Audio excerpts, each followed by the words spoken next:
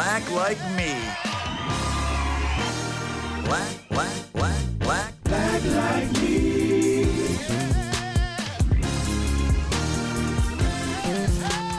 Black like me.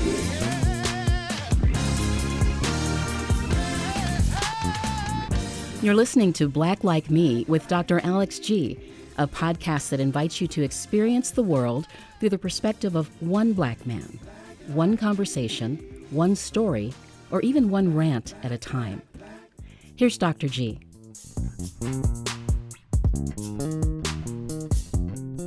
Hey, good people. I want to welcome you back to another exciting episode of Black Like Me podcast with Dr. Alex G. I'm really enjoying season 9. Is that black enough for you? And I'm having fun with that title. Listen, I'm having people call me up and just saying the title of this season back to me. So I love being able to use provocative kinds of phrases and things with this podcast. We are commemorating the 10th anniversary of an article that I wrote, an essay for our local newspaper, Cap Times, that dropped about 10 years ago. And so there's a lot of commemoration that's going on around that. In fact, the original article is being dropped, and I've been asked to write a follow-up piece 10 years later. But what I really want to do is chronicle the process of how our community is responding to issues of racial disparity, racial disharmony. And I'm having various people who are coming into the studio with me, reflecting back to the best of their abilities, what the community was like, what the discussions were like, the impact that the article might have had on them or their world or their work. And that's framing our discussion today. And so I've got two friends in the studio with me who I've known for decades, and I consider them friends, good friends, and also civic leaders and influencers in our community. I have Renee Moe, who is the president and the CEO of United Way of Dane County, as well as our Dane County Executive, Joe Parisi. He's been in that role since 2011, I believe, after serving in the legislature for about 6 years. And Renee, you worked your way up through United Way. When I met you, you were not the CEO, but you came in moving and shaking and getting people out of the way so that you get. No, you came up. You came up the ranks. It's showing your moxie. I think I got it because I brought people together instead of pushing them out of the way, Alex. Renee, I like that. United Way of Dane County people. United Way of. We are good friends. Definitely. Yeah, but since 2016. That is really so funny. Yeah. That's right. The people you brought together aren't in that role anymore now that you're president, though. Okay, let me stop. This is Renee, a good show. Renee and Joe, thank you, friends, for being here. How are you doing today? Doing great. Thank you for having us. Yeah, me too. So glad you're here. Yeah. Okay, all right. So you it's the end of the year. It's crazy time.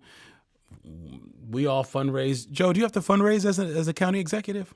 Or do Well, I you just used get to that out as of a our candidate, taxes? but I'm not a candidate anymore, so I don't have He has to a tax do that base anymore. now. That's right. That's Yeah. right. Our beloved county executive is going to be retiring. Soon to be a civilian. Yeah. Soon to be that's right. You're returning back to your life as a drummer, rock and roll Well, drummer. it's funny. The day I publicly announced, my old bass player texted me and he said, "Time to dust off the sticks." So it may not be under my control. I might I not hope have you a say in do. it. That So we'll see. might really We'll be see. the case. Yeah. Well, you two, you know that our community is such an interesting place to live and work. Madison is a great community. Dane County is a great county. We have our challenges, just like places do around the country. I think Madison and Dane County are a little unique because it's the seat of city, county, and state government. It's also the home of a major flagship university. And I think for mid-sized cities that are like us, we have challenges that larger cities don't have and smaller cities don't have. I will say that what I've enjoyed about being an influencer in this community, in as much as I've been able to be one, is the access that we have to each other. Because in large cities, I don't know if nonprofit leaders and pastors have the cell phones of the United Way executives or the executives of their county. Mm-hmm. So I really appreciate the fact that many of us are connected and can get to each other when things good are happening or things bad are happening. Hey, are you okay? What do you think about this? Can we talk about this? And I've really appreciated that. Do you think that that's somewhat unique in our community, that folks in our, we're not all in the same roles or positions, but do you think it's somewhat unique in a community like Madison that folks in our roles have the kind of access to each other that we and other leaders do? You know, I don't know about other communities, but I agree with you 100% that that's extremely important. That we're big enough, but we're not so big that we can't develop relationships. That said, it takes work. You need to show up. You need to develop relationships. You need to develop friendships, and it's always good that we can, you know, in a lot of cases like you and I and others, we've been able to get to know each other during relatively good times and on positive notes. So then when there is tension or where there's a challenge, we may disagree on something, we have a relationship established so we can come together with that foundation. And I think that's really important, and that's the importance of building relationships so that you're not just coming together when there's a problem or when there's a challenge or coming at each other. You recognize and know each other as human beings. Right. I think that's really important. I agree with that. I think the proximity leads to relationships, which leads to trust. And you can only get these hard things done through trust. And I wish it weren't so unique, because I think that's really important in terms of, you know, how we come together and make change. Yes.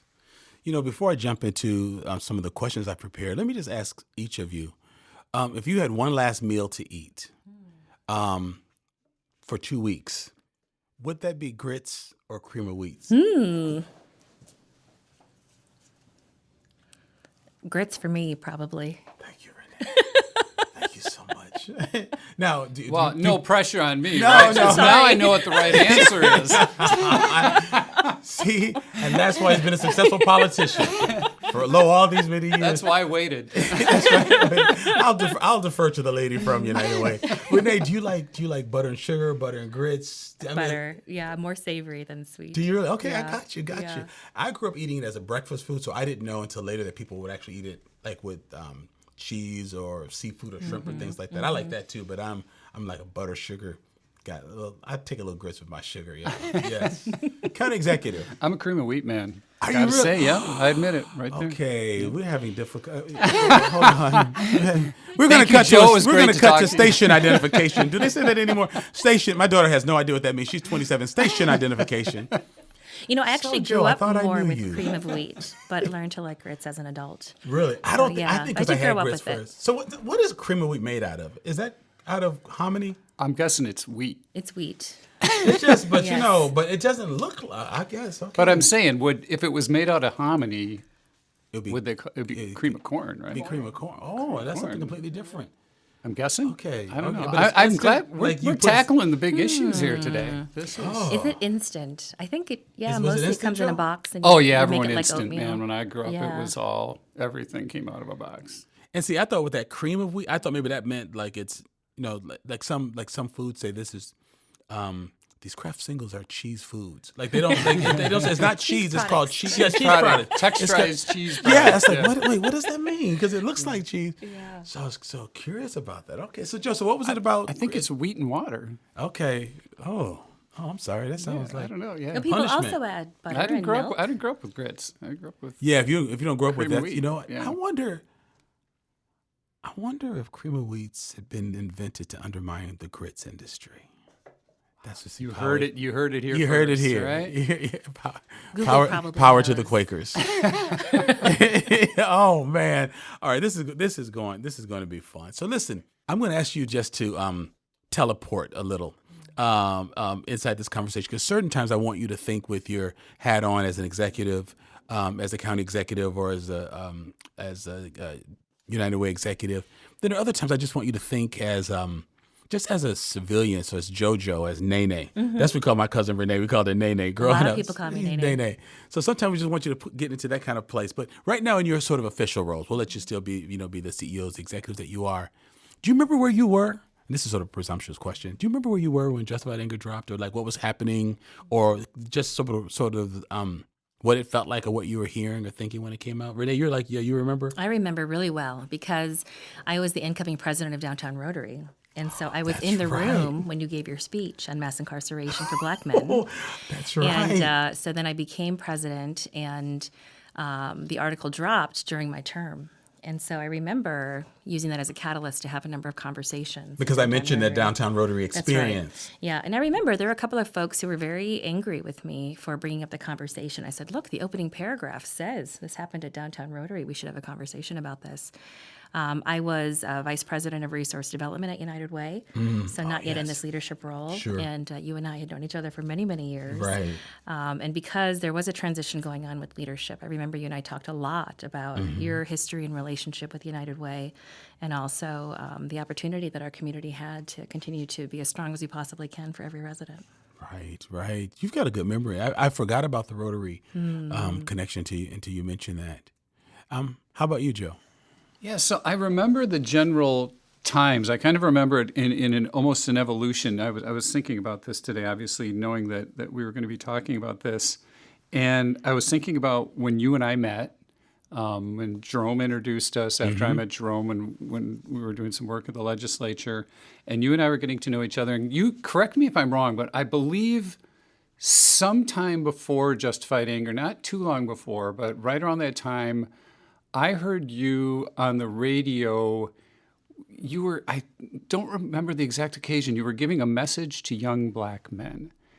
And it was basically be great, but it was obviously much more to it than that. And I remember you and I talking about that because I said, wow. And you were just, in my recollection, just like starting to have your public voice then, you know? Good memory. And I just thought that message that I heard on the radio was so powerful. And we talked about you being out there more and how important that was. I'm not taking credit for your Justified Anger, but I just think I remember that evolution. And then, and this was when I was like a year or two into being exec, right? It's just I wasn't on the job real long. And right around the time Justified Anger came out was when the Race to Equity report came out.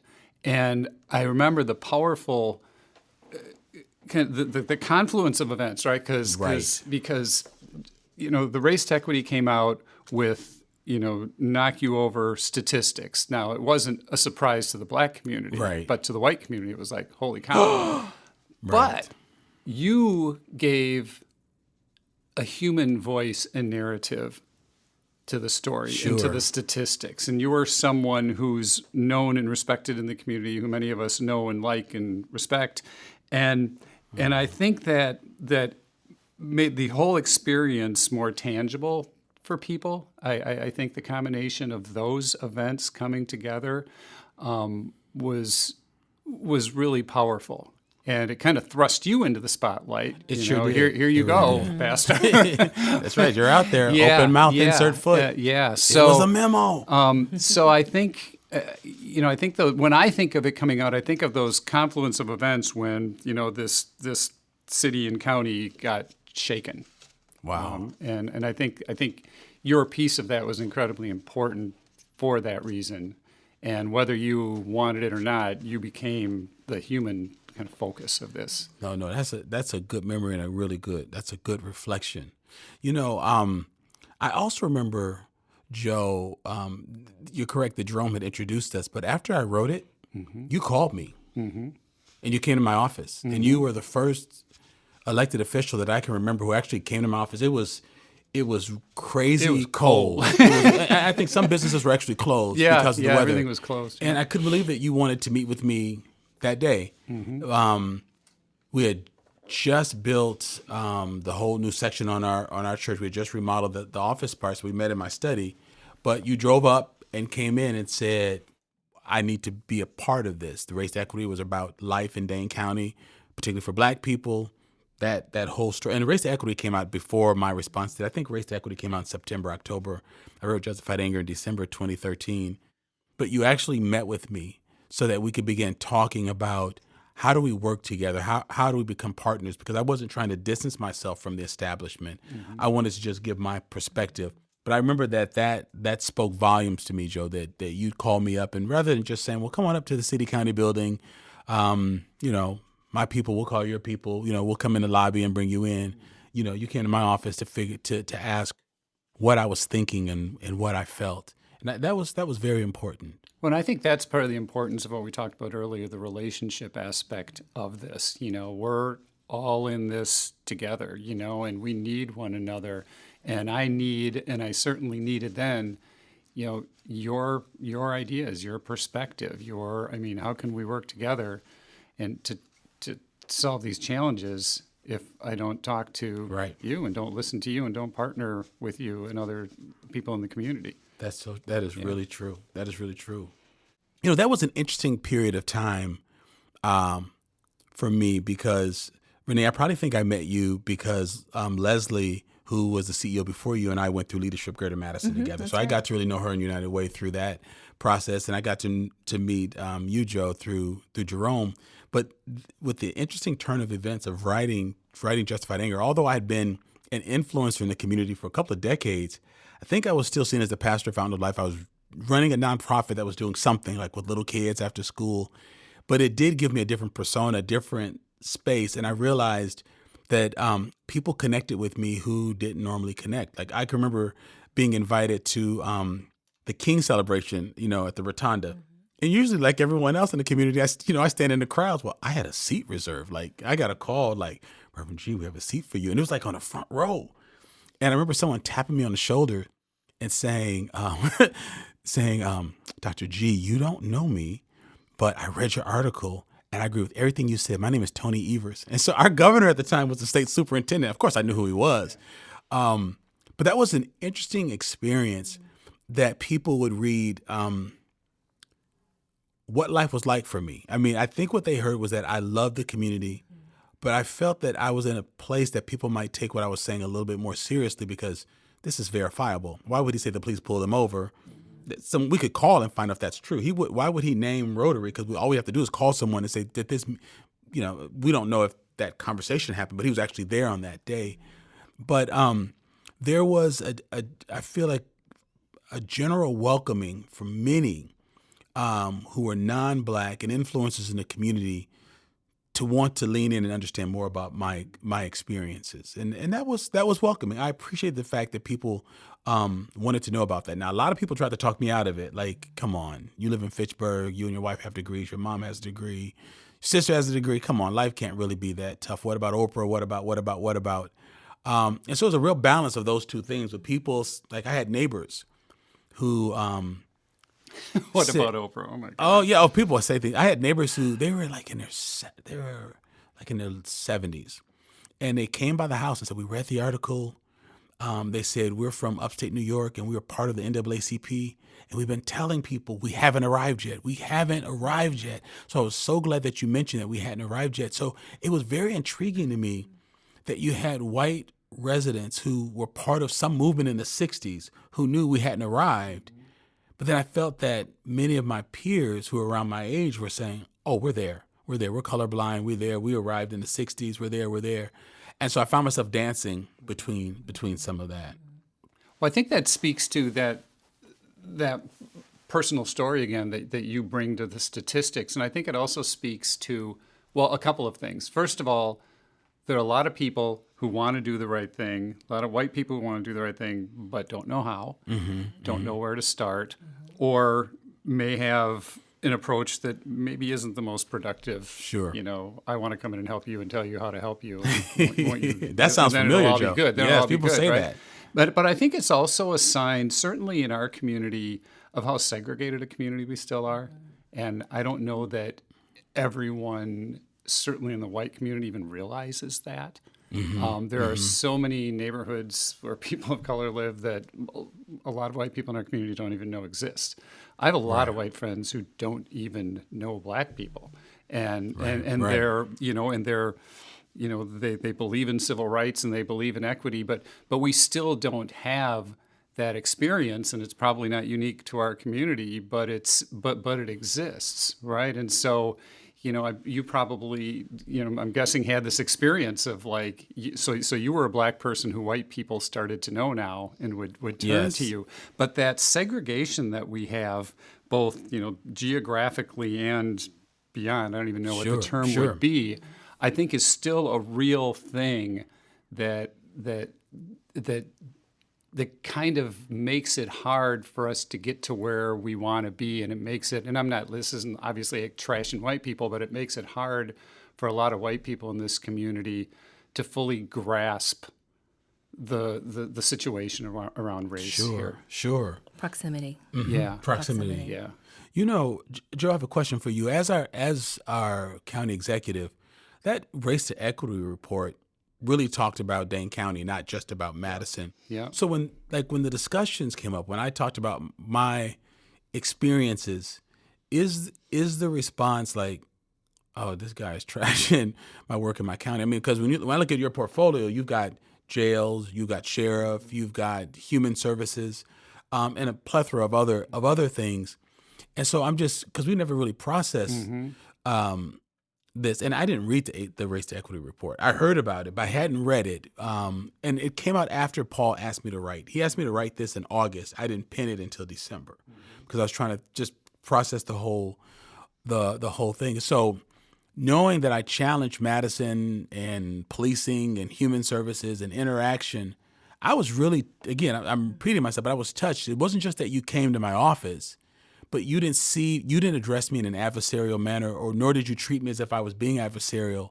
But I think I want to give context that you didn't just come to my office. You came to my office understanding that not my report, but the Race to Equity report was written about all of Dane County. Mm-hmm. And I felt that you did what in my follow-up article I said should have happened. Rather than people saying, well, then you create something, you start an entity. I feel like people should have sat with me and said, what else do you see? I felt that that's what you did as county executive. I felt that you came and said, so what do you see? What do you think? Not like telling you how to fix it, but I felt like you leaned in to get a better understanding how someone you're getting to know and starting to trust, you wanted to see how they were experiencing Madison differently than you had. And I don't think you realized how powerful that was, because there were others who stood back from me because they thought that my criticism was mean-spirited. I love the community. I just wanted to talk about my experiences so that we could do better. And I appreciate the way you appreciate me. I viewed you, and still do, as a resource. I viewed that as an opportunity to address things that I care about as well. Right. And I needed you. I needed to hear what you had to say. And, and I think that's one thing that we've gotten better at. I think there's still a long way to go, but I do think one of the impacts, moving forward from that time has been, more folks in the community being open to being more inclusive and working with the Black community and shoulder to shoulder with the Black community. And I think true leadership. The projects that we all talk about, the Center for Black Excellence, the Black Business Hub, Jack Daniels bringing MATC here. These are all initiatives that have been brought forward by Black leaders. Right. And that's what needed to happen, and the rest of the community needed to listen and be part of that and stand with you and give you the opportunity to thrive, because who comes from a better perspective? Exactly. It seems so obvious, right? It should be obvious, but it wasn't the way things were approached before. No, and that's why there's going to be a huge vacuum when you retire in this role, because that's not always the case. And, Ruben and I have, been friends for years, and same thing with Dr. Daniels. But it's so interesting how we will still have conversations about how we feel pitted against each other when we are not pitted against each other. So many communities would give almost anything to have sort of the collective brilliance of what Karen is doing at Central Spinal, and Kaleem and Michael and Dr. Daniels and Ruben. And we have this in this community. I mean, this buzz of what people are doing makes me look forward to retiring in this community and continuing to serve this community. That renaissance, that sense of progression does not always feel celebrated. And not that that's got to be commented on. I don't want to ask you all to give your comment on that. But I think just as friends, that even though we've proven that we can raise tens of millions of dollars, that we can have these visions, and we do feel that more people are supporting us, it's just still very interesting that there's still sometimes this antagonistic kind of voice. Like just this week, I was at a meeting with, why do you need to build another facility? Like, why can't you just retrofit another building that's existing? I said, you mean one that we don't own, one that's not in South Madison, one that's not accessible to the Black community?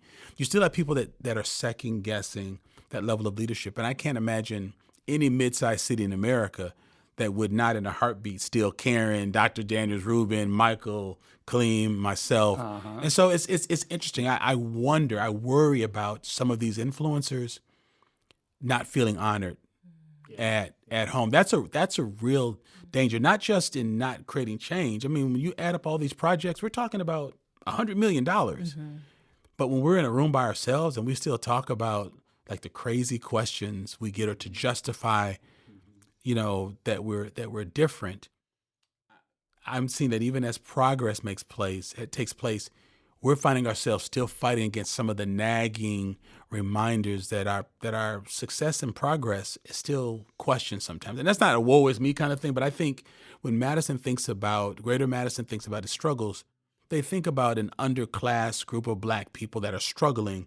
They're not realizing that those who have like a suitcase in the basement, who have a job offer that they've just tabled, that they're so close, that these are the people that are raising the most money, hiring the most people, on the most boards, are the most influential, and they're the ones that are closest to leaving, because we believe that when we got to a certain echelon, those questions would stop. Our leadership would stop being questioned. That's just a part of leadership. But anyway, let me get off that soapbox. But I just think it's exciting to see all of this support that's happening in the community and to see that it's being celebrated by the broader community, which, each of these projects, at least with ours and the hub, the city, the county, the states have supported that. The various foundations, United Way supported us. That's really good to see that we've not been pitted against each other. But even as we see progress, two things happen. National leaders are taking a look at Black influencers here thinking, we could really use them in Boston. And I'm sure we're not the only ones. There are other people in our community being looked at by other. You have that, but still wrestling with the need to justify who you are and what you're doing if it's not repetitive. I think we can't help the attractiveness of these folks, my peers outside of Madison, but we can wrestle with some of the extra pressures of justifying their leadership and their vision in town so that they don't end up leaving. We need these folks to stay. Well, with whatever influence I have, we communicate all the time how this is a positive investment in our community, and to really allow leaders to lead and help build our community so it's more accessible and it has the right folks looking at those historic systemic issues and building for the future. That is to be celebrated. Yes, every one of you is doing remarkable things. And I think that, when you look at the population, we are 80% white, 20% individuals of color.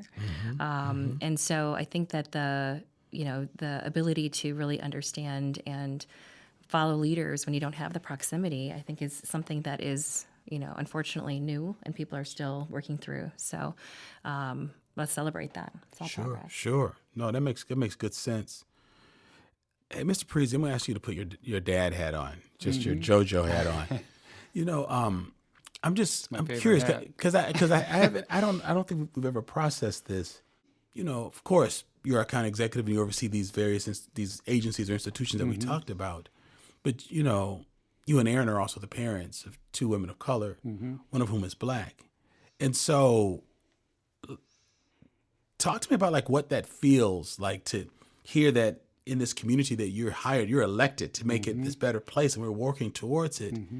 But then there's still this separate experience that someone who's under your own roof can have, and like you can't wave a wand and control that. Like what if that's not too personal? What's that like to and does that help you approach these issues with more sensitivity because of how it comes home for you or hits home for you? I think so. Yeah. My experience of having daughters of color, and it's not really from that view of being the county executive and seeing this bigger picture of the dynamics at stake. It's much more personal than that.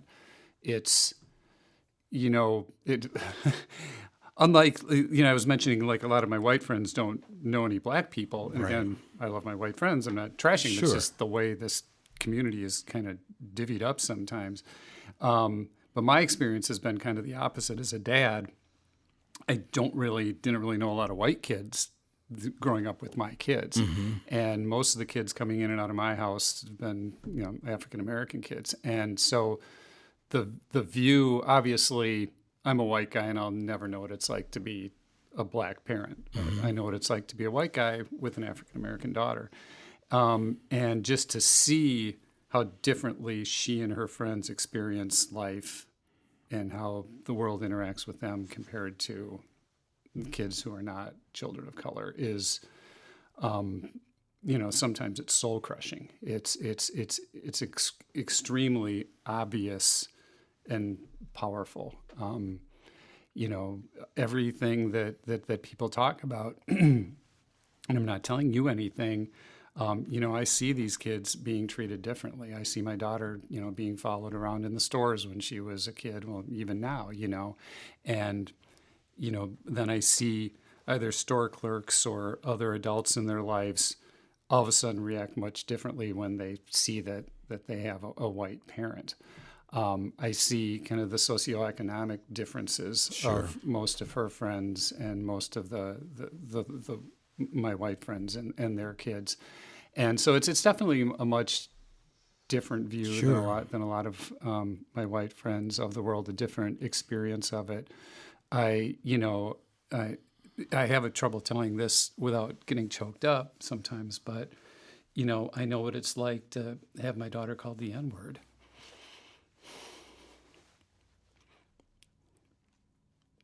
Yeah.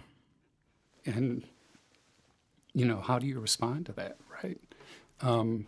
First time that happened was when she was probably a young teenager out at the fireworks, and some drunk white guy came at her and her friends, but that wasn't the last time, right? So, that's not an experience all kids have, certainly not what white kids in our community have. And so this stuff is real.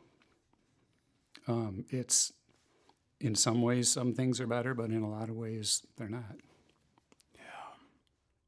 Yeah.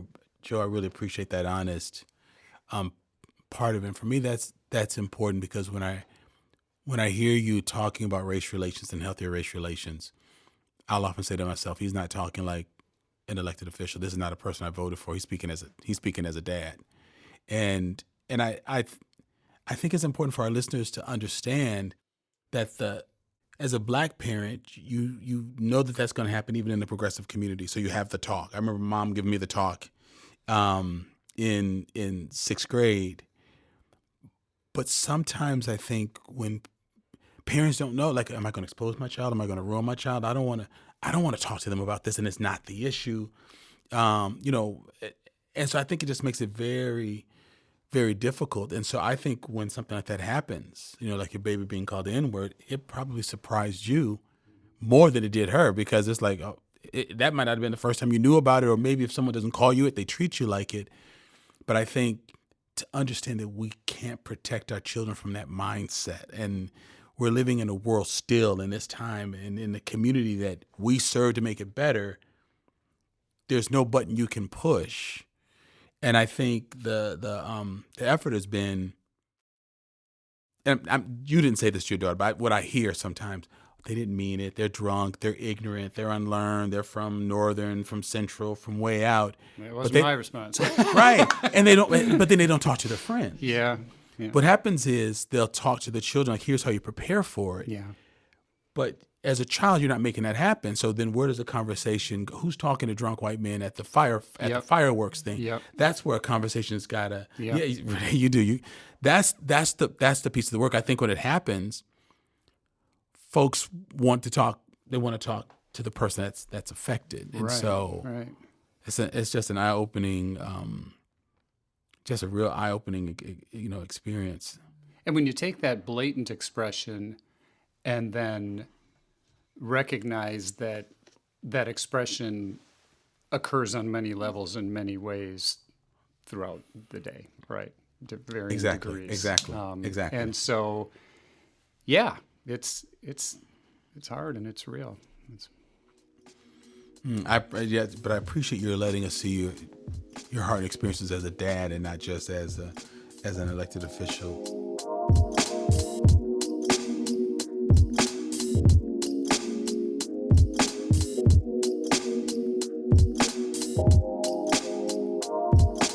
Now in our 9th season, our award-winning podcast has a reach throughout the United States of America and over 80 countries around the world.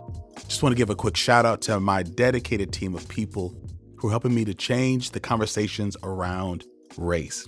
Now, when you support Black Like Me podcast, you are supporting the work that they are doing to help me in creating better quality content, better marketing strategies, bigger and better production, a better interactive experience, but more importantly, a better society through the impact and the work of people who listen to this podcast.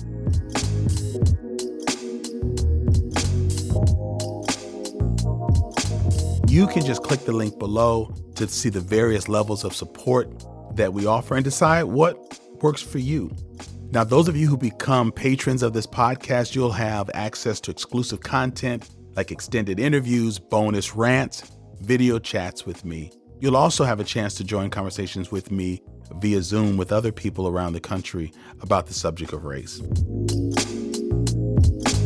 To become a patron, again, all you've got to do is click the link below and you can support these important conversations and the work that this podcast is doing.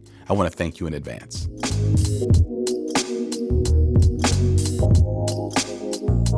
Renee, you bring a unique perspective to this as a woman who's multiracial, who's Asian American, and people might not think that issues like racial issues impact folks who are Asian American because someone's referred to them as model minorities, and you all didn't name yourselves that, and black folks didn't name that, and so somebody else did. And so you've got to hold the line of running this very prestigious and recognized and community-facing organization, United Way of Dane County. But at the same time, you've got to feel these things very deeply, but particularly when we're seeing many attacks out against Asian Americans. We want to think that these things don't exist, that these times are past, that our parents have served and worked. We pushed a button, we've marched, and it's gone. How shocked are you when you still see things like hate against Asian Americans or the things that we're dealing with in the black community, shooting of unarmed black men and those things that, that we're hoping that they're finished? Are people surprised when you talk about your own experiences as a woman who's Asian American when maybe the community hasn't thought about that because Asian Americans are model? Yeah, I think people are surprised. I mean, I think one of the biggest ahas I had early on in my career was when I was a co-facilitator with Greg Jones and the NAACP with the Law Enforcement Leaders of Color collaboration. And there was a video that came out, and it was showing a number of black men and a number of white police officers, and it was a recording of the commentary. And I remember calling Bishop Rayford, who was head of the African American Council of Churches at the time, and I said, hey, this video just got released. How you doing? And he said, now they have to believe us. Now they have to believe us. And I just had this, chill flow through my body, and I thought, people don't believe it, right? And that sounds so naive. And for me, I always believed it, right? Because I experienced that growing up.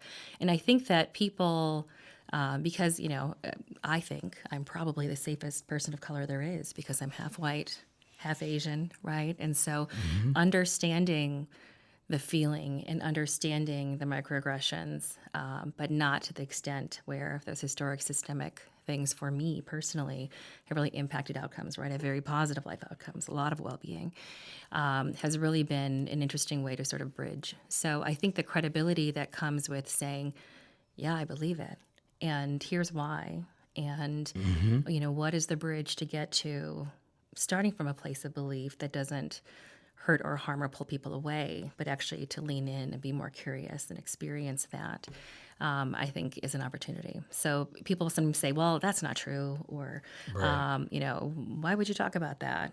But I do think it's, how do we build the common humanity? I am still shocked when hate like that happens, because as a human, it just feels so wrong and so cruel. But as, a grown-up who understands how the world works, it's not surprising, but I'm really motivated to, do our part to help mobilize people's caring power to try to have that recognition and make things better. Renee, I thought about you with this next question. Early on, after penning the initial article, and Cap Times and other outlets gave me spaces to talk and vent, but on several occasions, people would say, hey, Mr. G, Reverend G, whatever they call me, Alex, keep writing those articles, keep saying that stuff because it keeps us on our toes, because we're apt to forget when things aren't in the newspaper To which I responded, Must be nice, huh? right. It's like, yeah, like it's always going on. It's like, and does your radio stop because you turned it off? And, is the sun gone because it's not shining in our part of the world?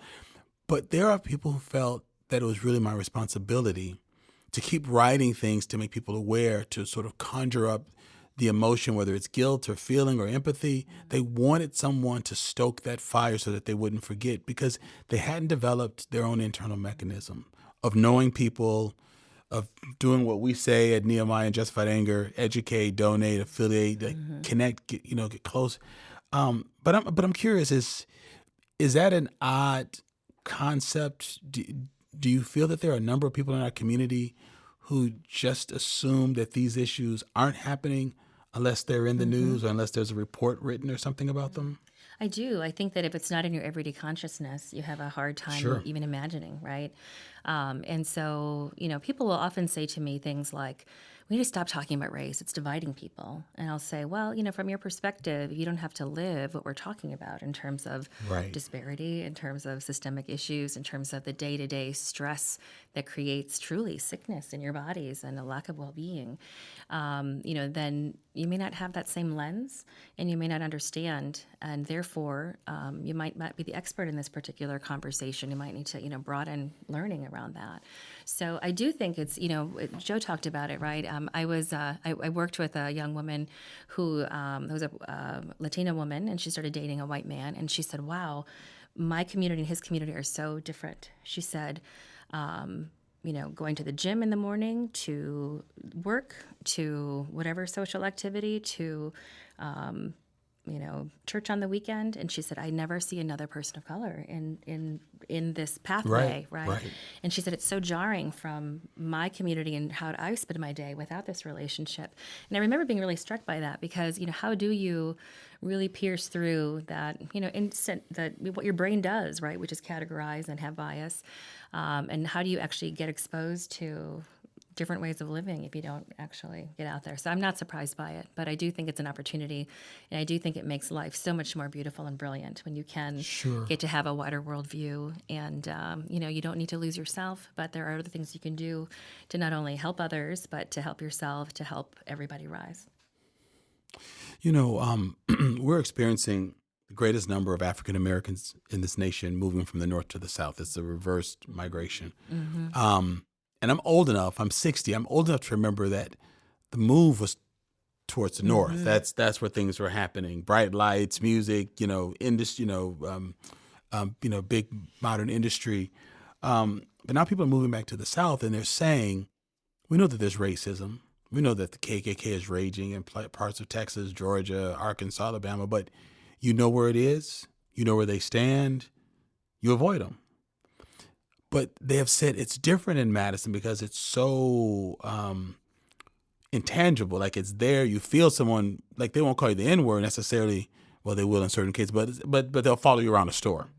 Or they'll ask you for 2 pieces of ID. No one writes checks anymore. But when you're writing a check, when everyone else is like, oh, thank you for this. And so I guess with that as a backdrop, how does such a well-intentioned community, because Madison gets written off as well-intentioned, how does a well-intentioned community, in your perspectives, develop such a negative racial profile? Well, I think it's hard to be uncomfortable, right? And we have this sense of who we are and what we're proud to be. And even go back to United Way's beginnings, right? So wealthy white businessmen and wanting to do good and coordinate lots of nonprofits doing social services. And, there is a legendary story now around when the Urban League wanted to start in Dane County. And there was actually a memo that went out talking about the problems that exist in the rest of the country don't exist here.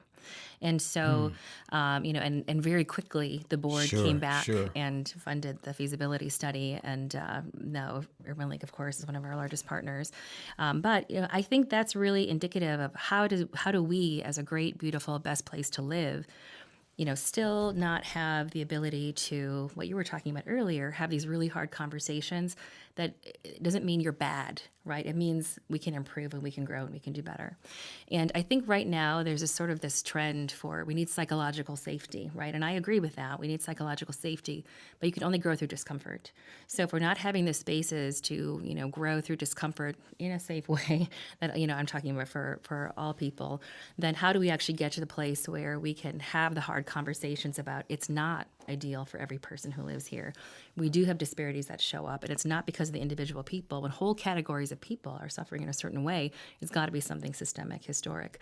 And so what is the bridge between, understanding where we have been, where we want to go, and really wrestling through that when it is very uncomfortable? People feel like they're going to lose something if other people win, right? So these Black and these Latina leaders who are doing amazing, successful things, what does that mean in terms of, the place of how our community operates? This is really shifting under our feet what's going on. And I think, we are still a very, we feel like a small city that's growing, right? A small, big city, big, small city. People talk about that all the time. Since I started at United Way, the population has grown 150,000 people. And we're projected to grow another 100,000 people in the next, number of decades and more.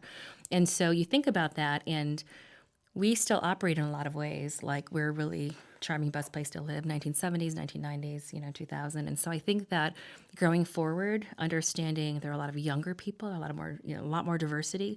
And what does that mean in terms of how we hold, our pride and our love for our community? And I love our community. And not worrying about we're not going to lose safety and quality of life. In fact, we can enrich that with making the table bigger, having the hard conversations, doing the self-reflection about what does it mean to be a good person and what does it mean to invest in others, and and recognizing where do I feel like I'm going to lose or somebody else might win, and is that real or not, right? So I think when you ask, how does a community like ours, get here? I think those are a couple historic things that I think that I've noticed, but also I do believe there's a way forward, and it's great leadership voices, and it is doing the work every single day, and also, having compassion when it takes people a number of times to learn and grow, and that's hard work to be uncomfortable. But we have to keep looking toward, we are a success story waiting to happen in terms of really coming together and helping everyone feel like they belong. How do we identify, or what do we do with the people who aren't well-intentioned? They're just mean. Yeah. Because a lot of times, what I'm finding in a community like Madison, this is not true for the rest of the state, but Madison's heavily Democratic. Sometimes no one's considered evil unless they're from the other side of the aisle. Mm-hmm. But whether it's a teacher, the guy that called your daughter the N-word, I've had this happen before. He's not normally like that. He's on an Urban League board. It was the beer. It was the Schlitz. That's not how he really talks. When I was back in school, when there was a slave auction, I think it was the Fijis. They were drunk. They're just kids. When the guy jumped on the women's basketball player from the women's basketball team, they said he didn't take his meds. He was having mental health issues. And we're like, well, is there an anti-racism pill? Like, what pill did he not take that made him call her the N-word and then jump on her? And so one of the things I wonder about is, I think for a lot of us in the Black community, no one's been called just bad or like a zit on the complexion of this community unless they vote differently than we do. So I'm wondering, what opportunities are there for white influencers? I'm looking at you for this, Joe. What are the opportunities for white influencers to say that right there shouldn't have been said? And I'm not saying no one never says this, but I think we hear about how well-intentioned people are. We don't ever hear anybody say, that's a piece of crap right there, and they should not be allowed to run that nonprofit. If they're saying that to people, you're on record saying, you tweeted that out about someone, you need to get up out of here. I feel like we either say they're well-intentioned, or if it's on campus, it's free speech. But I feel that thing is not called out unless they identify as Republican. And I know I'm being, pretty parochial in saying that, but I just think that's just a feeling we get in the Black community, that no one's evil unless they're on the other side of the aisle. Yeah. Am I off on thinking that? I mean, I obviously think anyone should be called out for it's.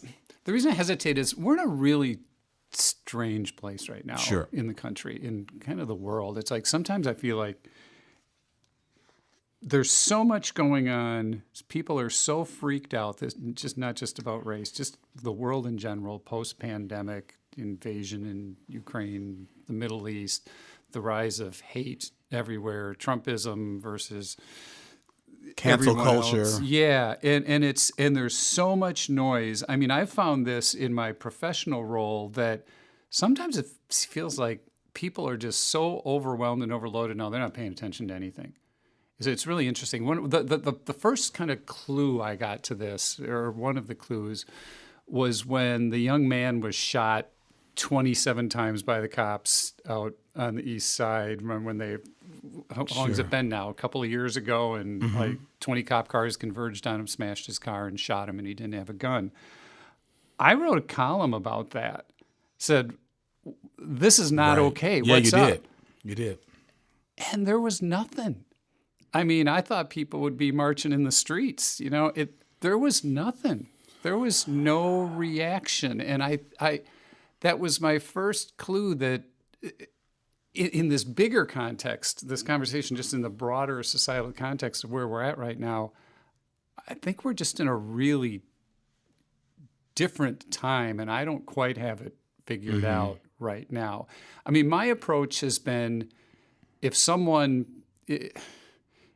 does something that I think is wrong, I'll call them out, right? But sometimes I think maybe our energy is best spent working with people who want to do better and don't know how, and are asking to be part of the solution. And one of the things, Alex, that you did that I thought was really important when we look at kind of long-term solutions to these challenges, right? Because there's a lot of these tangible projects we get involved with and specific things that need to be done.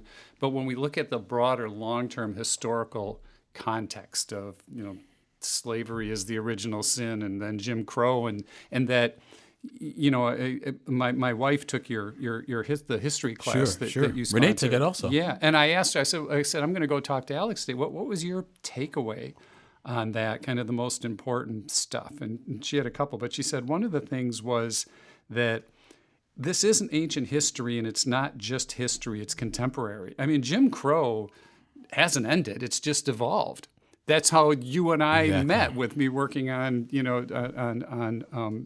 issues surrounding incarceration and voting rights in the legislature. And Jim Crow exists on so many levels and so many, be it the obvious pieces that we see in the criminal justice system to, I just mentioned a couple examples in the column I wrote for the Cap Times article this week of, we look at how insurance is issued and what rates are based on. They're still based on zip codes and your credit score. And so if you have economic disparities and more people of color are in poverty, their credit scores are going to be suffering. And if you're going to base whether or not you get insurance or what your insurance rate is, or if I'm going to rent to you on your credit score, then maybe on the surface you're saying, no, but this is data-based and it's a good predictor, but it's still race-based in the end. And this is the really complex stuff, right? This is the stuff that's really hard to dig down and deal with. We look at the issue of generational wealth, which was another thing she talked about from that class, where in our generation, my parents' generation, Black people and Italian people and Jewish people to a certain extent, but mostly Black people, just were deed restricted from living in certain areas, and they couldn't own homes. And so when we approach this from, well, that was a long time ago, slavery, it's ancient history, get over it, pull yourself up from the bootstraps. That's like Donald Trump calling himself a self-made man, right? He had a little bit of a head start, just like Elon Musk had a little bit of a head start, right? Bit. So comparing that to someone whose family until a generation ago wasn't even allowed to own property is crazy. And I think just there's so much education that needs to occur right now just so people can understand how we got here and why we're here and this complex layered dynamic that we're dealing with. That you talk as if you took that class. I mean, so Erin did a good job. Tell her I'll do that. tell her she gets a post course A. Yeah. Because that was my whole vision, that if people understood not just language you use or whether or not you should capitalize being black, which is what I always say, but how we really got here. What's the history of structures?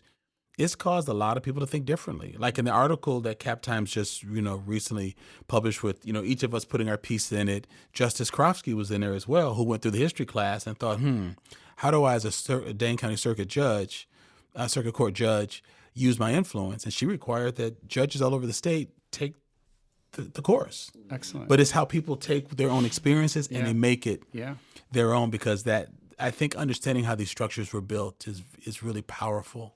It is powerful. Yes, please. So your question, it's interesting because I'm not in the political world, right? We're very nonpartisan in terms of our work, and we work with who's in office. And I think there are good Republicans and Democrats and bad Republicans and Democrats, right? And I think that, kind of two things come to mind. So I agree with Joe that, in the whole bell curve of what needs to happen, you've got to focus on the folks who want to make the change and where there's the momentum for that. But you also need to say that behavior is not okay. And that's probably something that I've really grown a lot in the last 10 years, which is, I remember a local leader saying to me, the silence is deafening. And I thought, whoa, it's occupying a lot of space in my heart and my head, but I haven't said anything. I didn't pick up the phone to say, how are you doing, right? And so that level of relationship and understanding not only what is happening, even if a lot of the people in the middle of the bell curve say, wow, that was egregious, or, that is not appropriate behavior, by not acknowledging it, you're part of the problem, right? And I think that's been a big aha in terms of what we can do to help educate others, too, in terms of what that means to really, truly be in relationship and to help build belonging and to adjust the systems going forward. And so I think that the ability to, to really be much more overt about where people are in scope and out of scope. I also feel like people need to have the chance to be a success story waiting to happen, right? In my business, we always say 7 no's to get to yes. And so, a lot of times there are 7 ways that people say, no way, stop talking about this. I hate you. You shouldn't be in your job. This is, you're making things worse, all of those kinds of things. But that is part of the journey, right? You need to, part of my article was these conversations can really rupture us, but they're the only way to unite ourselves too and make change together. So yeah. No, that's really good. And I want to make sure I wasn't saying Republicans were evil. No. Just with my friends that they won't attribute evil to anyone unless they're on the other side of the. We got it. Like they won't ever demonize anyone. Are you bothered that I'm still angry? Are you surprised that I'm still angry? No.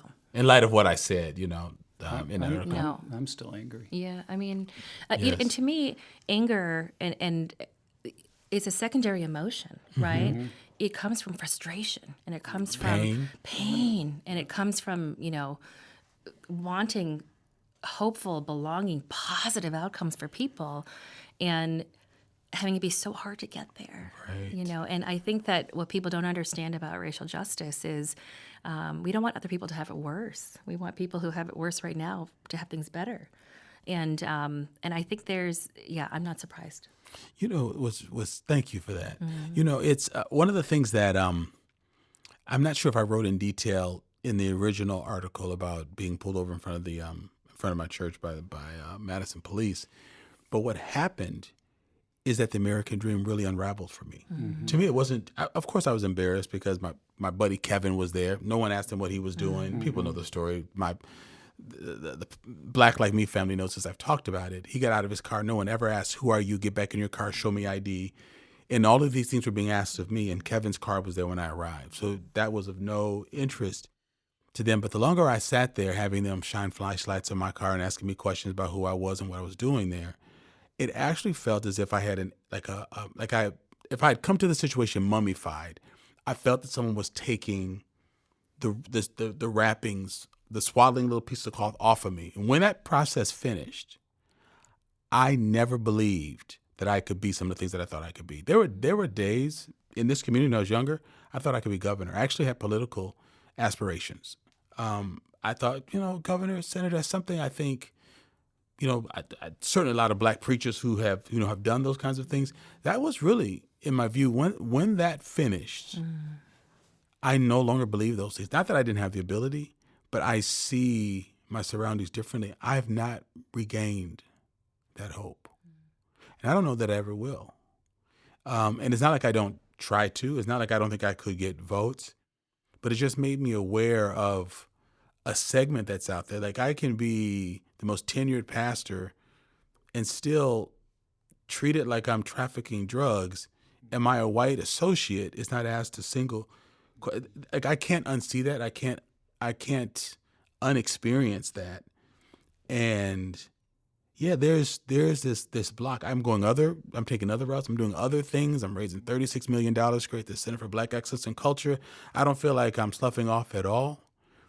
But even with those things, I said this to even my white cousins that I met during the course of, meeting the white side of my G family, that I used to think if they didn't have a 150-year head start on me, maybe I could have been some of those, could have been some of those things.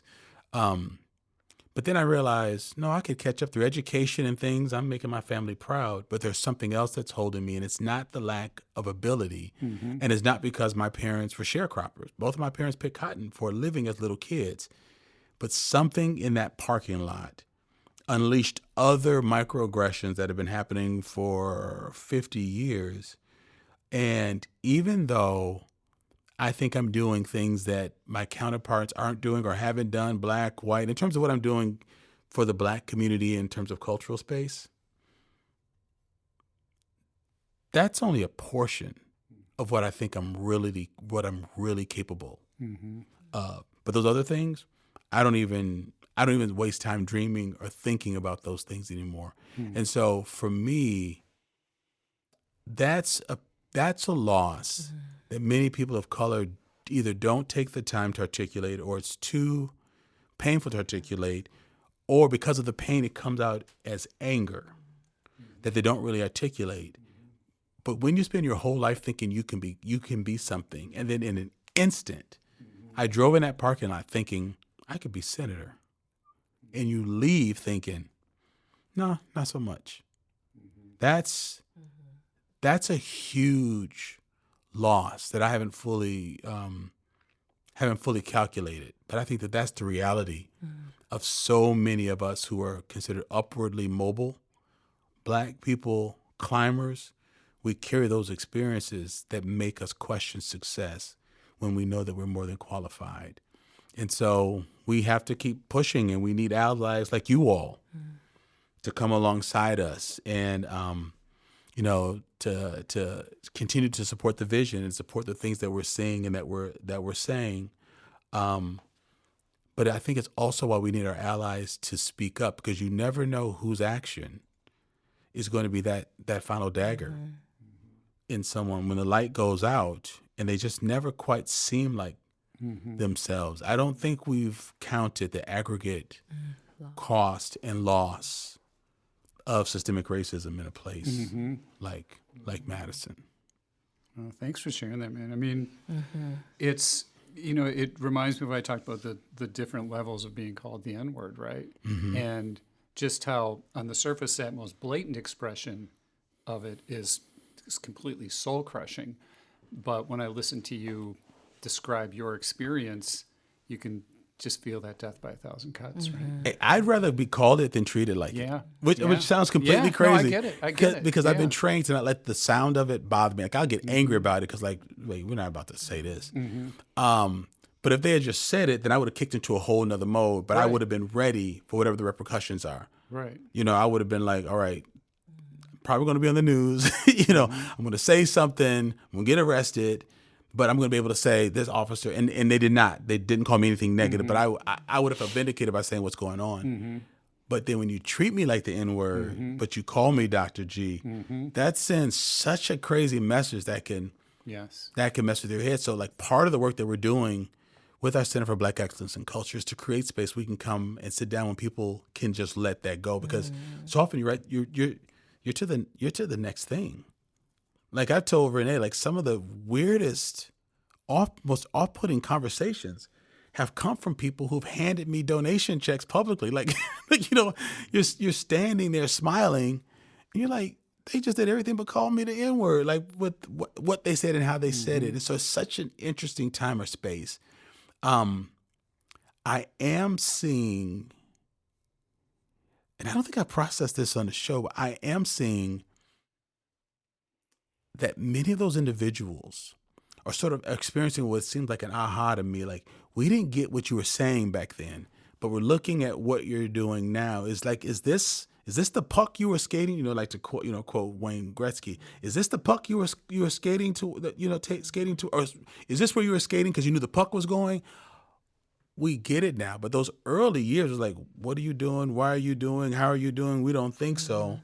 And now it's like, oh, we're getting it. So I am seeing this broad base of support of not only helping us with capital campaign, but a commitment for programming, which I really, really love.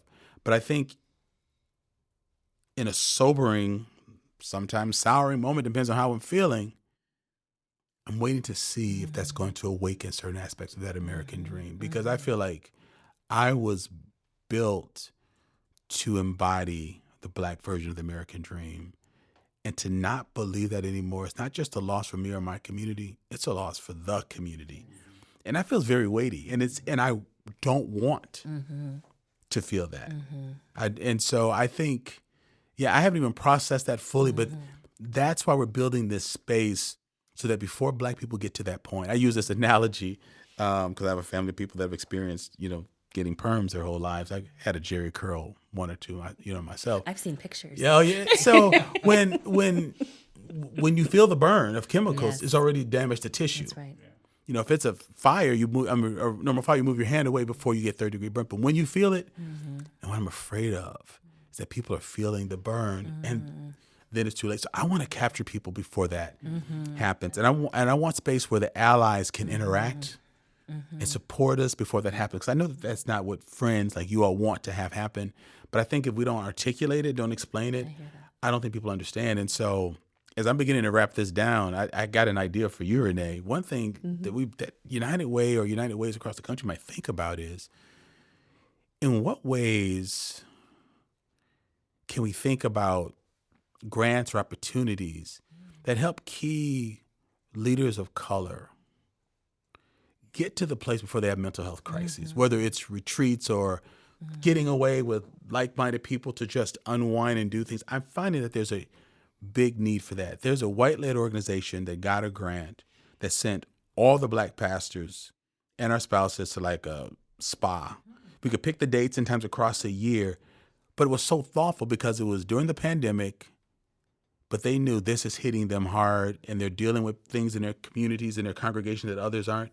It was such a thoughtful thing because they weren't just looking at our output, but what needs to be the input. And it was like, we see the toll that this is having, and not just the pandemic. This is just sort of the culmination of a lot of things. So one of the things that organizations that really want to support and are supporting Black communities might consider, what are the things that might feel and sound fun and frivolous, but I think it's really central to Black mental health, and that is getting to places together, laughing together, taking a break from things. Lily has grants for pastors. You can take up to 3 months just to step away from the wear and tear of that.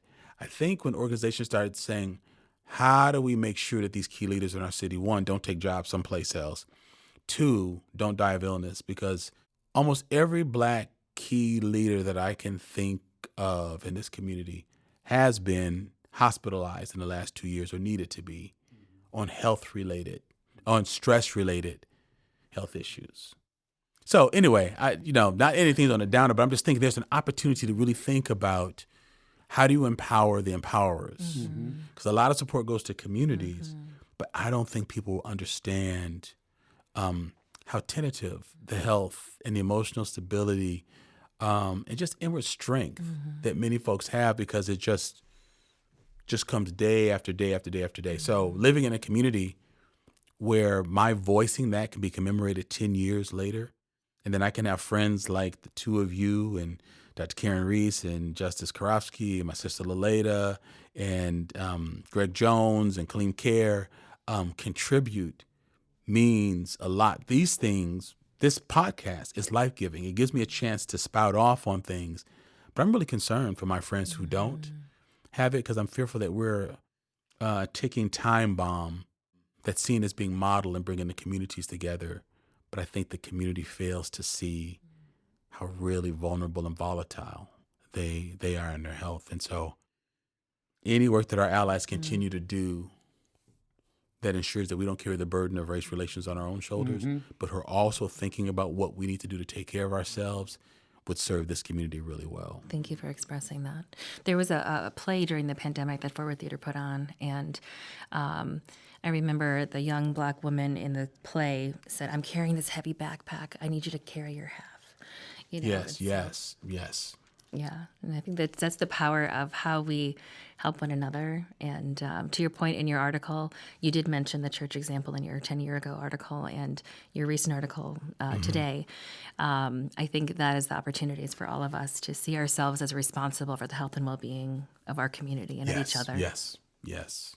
Yeah, and that it goes beyond as important and as good as it's been over the last 10 years, that the community has definitely focused more and done more, and certainly toward these specific projects that we talk about on the South Side, that doesn't mean that, okay, now they got it. Right. You take right. care of this racism thing. Gee, we're gonna, we wrote you our check, which it's more power to everyone for doing that. We've all needed to, and we've needed people to do that.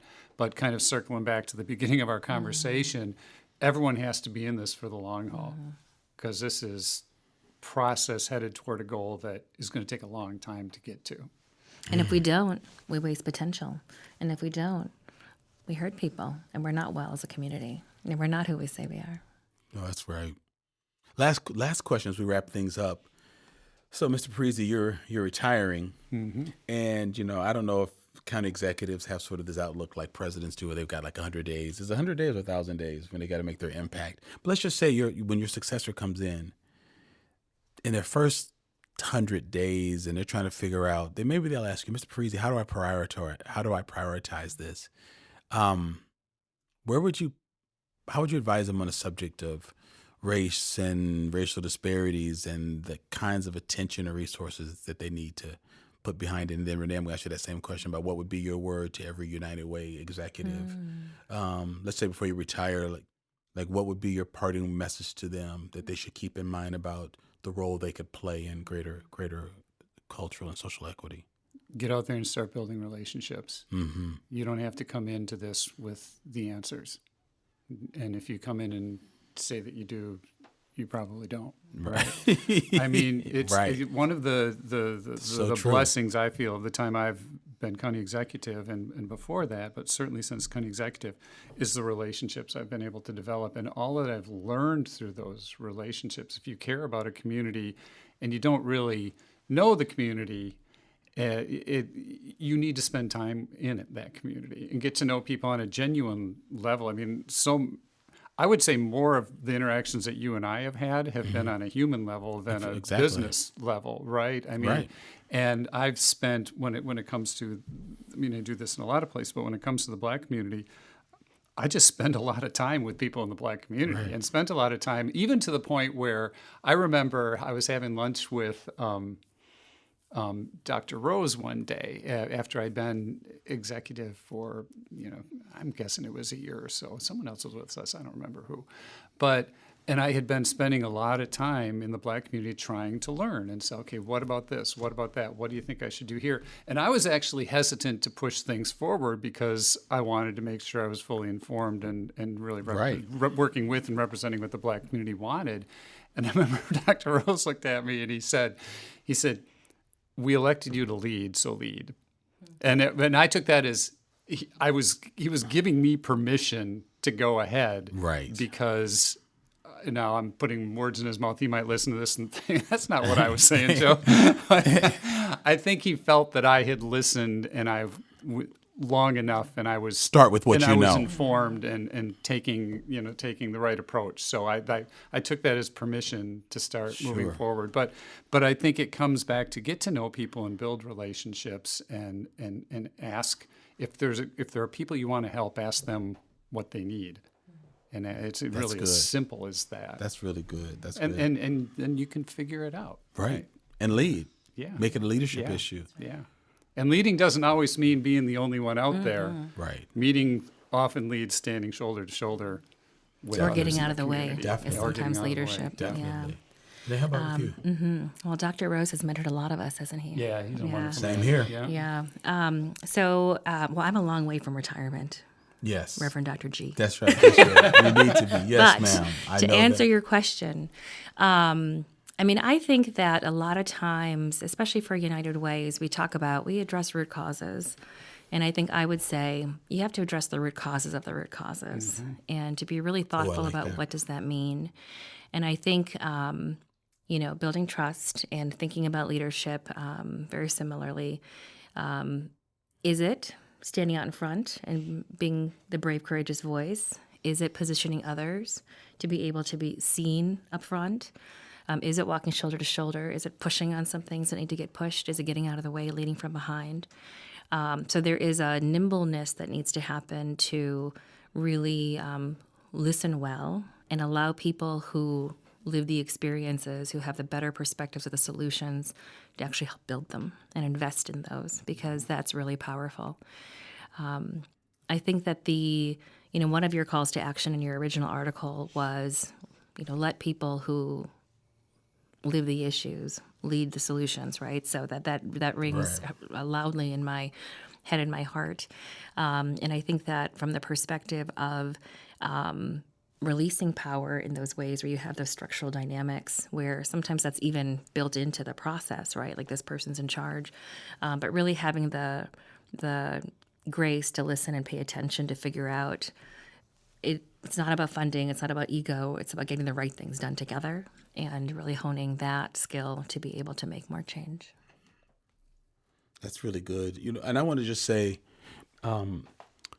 Renee, you model that as well. I remember in the midst of the pandemic, I was on a local TV station after George Floyd was killed, and Black influencers asked our thoughts and our feelings, and we answered. And I remember the interviewer said, "Well, I hope you all feel better having been given space to talk about this." And I said, "No, I don't.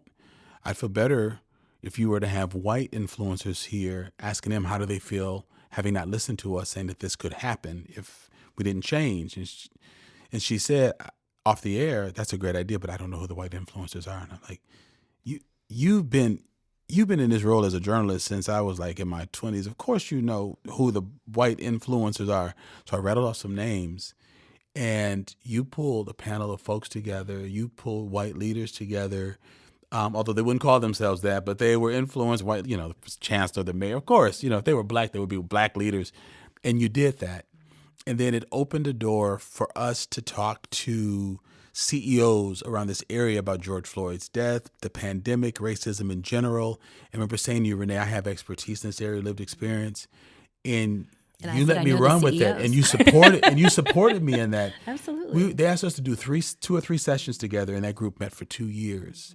And so I just want to say that sometimes people come on shows and they interview and they say things that they don't really do.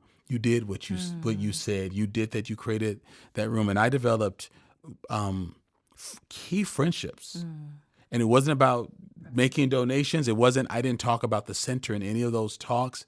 Some of them did sign up for the Black History class, but I built real bona fide relationships with people who have now become partners in the work that we're doing, but that's not what that was about. So I want you to know I appreciate that, one, in saying, of course, there are influencers who are white. They just don't call themselves that. And you helped them call that group together. And because we both felt that conversation could have gone a little further, we continued it with CEOs. And it was very, very fruitful. Listen. Can I just say yes, thank you, please. Alex? Thank you for your leadership and for being such an inspiration and being such a catalyst for all of us. I think that, I remember Patricia Campling was the CEO of Align Energy, and she ended up at this dinner with Bill Gates. And she shared this quote with me. She said, he told her, people always overestimate the amount of change that can happen in 2 years, and they underestimate the amount of change that can happen in 10. And when you look at the ripple effects and how those ripple effects will build their own ripple effects, I think that's really profound. So thank you for sticking with it. I knew of you before I knew you, and I'm so proud to be in this work together with you and with Joe and so many others who are nurturing this change forward, all for the love of our community, all for the love of one another. The feeling is mutual. Thank you so much. So you folks have had Renee Moe, the CEO, president and CEO of Urban League of... I'm so glad to be here with Renee Moe, who is the president and CEO of the United Way of Dane County, and our county executive, Joe Parisi. I almost gave Renee a new job there. Sorry, Ruben. Sorry, Ruben. Sorry. No one could do it as well as you. Oh, my goodness. And so listen, folks, this has been a really, really powerful conversation with dear friends and with colleagues. And as I challenge you each week, listen again, lean in, learn, be transformed by what you're hearing, and share this information with someone. But think differently about these issues, because you can become a part of the solution. Click the link in the notes to read my article that just came out, the commemorative issue. It's called Anger and Courage, but also there'll be a link for the original Justified Anger article that you can read. And there's also a link to our Patreon page. And you can support us on a monthly basis for as little as $2 a month. So please become a supporter of this great work so we can continue to keep this space going. Thank you so much for being listeners. Repost this, share this out, because I'm sure people are going to want to hear it. But thank you so much for being the best part of Black Like Me, our listeners. Have a great day. Black like me. Black like me.